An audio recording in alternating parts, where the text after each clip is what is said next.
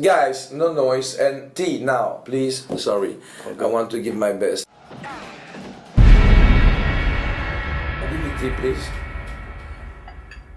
So I'm here and I'm in Montreal and the people are very nice. If we cannot understand the Montreal guy, then we can, because they're very welcoming. So it made me feel good and it's out of Hollywood. And I live in Hong Kong, by the way. You live in Hong Kong now? Yes, yes, yes. And I was with Georges St-Pierre. Nice. I'm an ex-karate guy who did the old-fashioned way, but I've got those good legs of mine. So we did some sparring together to reinforce the speedy of his legs. He's so strong. Quite pleased, he's so strong and he's so curved to go into attack like a tank that he has to reopen everything and to find a way of opening up the hips. And this guy loved me in Bloodsport, like I love Bruce Lee and people like Rocky. They were like my idol, and to know this, and he's the best champion pound for pound. If I can bring something with the leggy, because you know, Bloodsport, no cable, not CGI, no trampoline, the jump was for real and high enough, you understand? So people know I'm the real thing.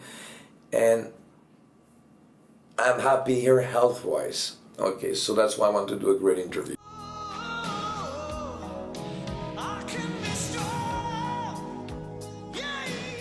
We have a public for a theatrical and a public for DVD.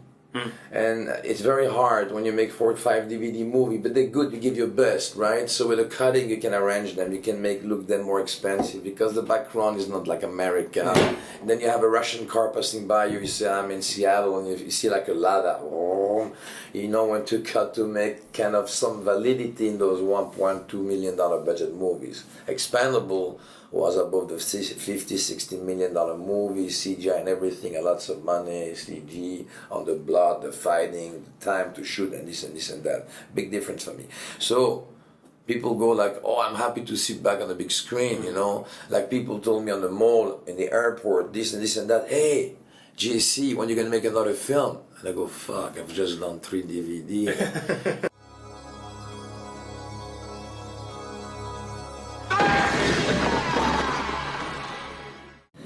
So I talked to him with his heart. I said, I want to see you punching me. I want to see him running somewhere in the airport where we're meeting in the dark. And I said, look at your forearms. Look at your shape. And he was, but for real, he really enjoyed because Stallone is inexpandable. When he play with his gun and he look at me, he's into the movie. All the camera around him doesn't exist. He's really a guy who's crazy about movie. He gave me some life to go back into movies. So I'm with him, I show him, I know you here, you know this, I'll give you a short bomb, you'll kick my ass, and you go, okay, you design the fight now, go. So I did go to the warehouse, I look at the fight, I know the move. Hey, what it took me, kind of a lazy guy. You don't come across like a lazy guy. Yeah, I'm a lazy guy. When I believe a lazy guy, I like home those days. 20 minutes I designed the fight, cutting fast with the thought, I'm cutting. Then I brought his stunt coordinator, the chief master, right? Because he also has to give his salt. It's good for him, good for the movie. He did some good stuff. Some people they add some stuff just to have their name there, and they're like, shit. He had real good stuff.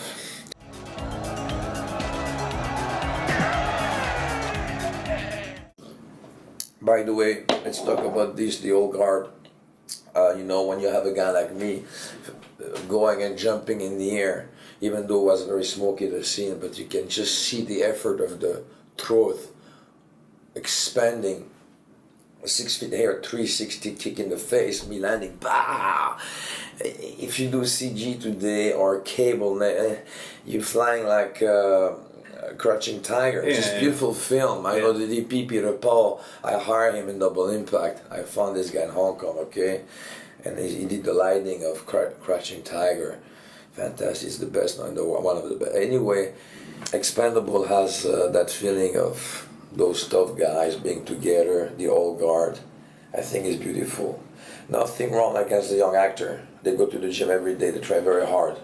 But they were born in a world of CG and computer. So, I mean, you give them those types of elements around them, what are they going to do? Backwards? We are parking the car with a stick shift. Yeah. We have to put our hand on the chair, turn around, boom, boom, boom, boom, boom, boom, boom, boom.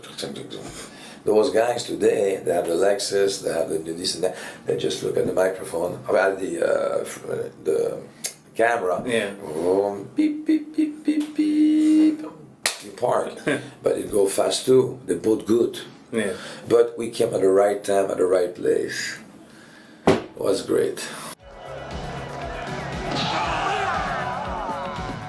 When I was very young, I was very skinny. My father saw the TV show called Kung Fu. Yeah, right? yeah, with Okay. carroting, yeah. Yeah, and he saw that very skinny guy. If I go and took the corner, too much wind, woof, I fly away. And he brought me to martial arts at the age of 11. And I was in love with the Bruce Lee movie, all that stuff. But that was later. But I was the only young kid with the guys 16, 17 years old. I was forced to go high to be able to touch them. And I was stretched. I was like the guinea pig by my teacher. He stretched me, this and that. I became like a show. On the weekend when people came to that big school, they see that guy flying in the air, so they all take membership. I was the show of the class. Then I would start to fight traditional karate. I was scared as shit because I was 16, 17 against 35 years old guy from the factory of Belgium, Charleroi, with the moustache. I'm gonna fucking destroy you and all that shit. Yeah. So I was hiding in the toilet. Age of 16. My teacher, come on, come out. Shitting in my pants, and I saw those guys waiting for me. No weight category at that time, don't exist, middleweight. And in karate, it's like this, and what you do, you touch. You have to touch. Yeah. You have those mini gloves, but you have to control, but you have to touch to show. You make the points. Imagine the guy go too fast and go, BAM! No surgery. Hello, people, no organization, no money. We fought in those old school where the water was dripping in a fucking bucket. Disgusting. That's the no. Yeah, Like the way to do it, old-fashioned though, way. man. I don't know. Yeah. Then from there, I was dreaming to become a star. I opened a gym and everything. But I was always dreaming of becoming a star. Since I was young, I was on my knee asking, first of all, I want to save the world.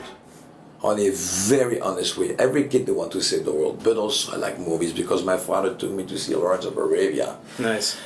Belgium sky, dark, boom, blue sky, big drapes opening up, bam, bam, bam, bam. My father next to me, he's skiing, the ice cream. I'm on family here, and I see Lawrence of Arabia, the country, the camel in long distance, everybody, nobody made a mistake. 100 meters was the big film, super screen, big framing inside. Love come out. Then he took me to take Ben-Hur. Come to his mother, she's dying, the crying, the drama. So those were my movies. Yeah. Then I started karate. Then Bruce Lee came in, reinforced me in a different way. And then dreaming America. My father, you crazy, America, no passport, it's hard, American drugs, this, that. But I left at the age of 20 something. After opening a gym, I made good money with the gym. I make big dough. Lots of clients. I was working day and night. Always had lots of energy. I'm 52. Imagine when I was 20. Very fast, good love. I pay a lot of people. Okay, make money, pay back the investment, put money in the bank, put $2,000 in my pocket. I left. Stop. My father told me, you can always come back here. We have a bed for you, so go for it. When my father told me that, my friend, I was like, that's it. I'm secure in my head.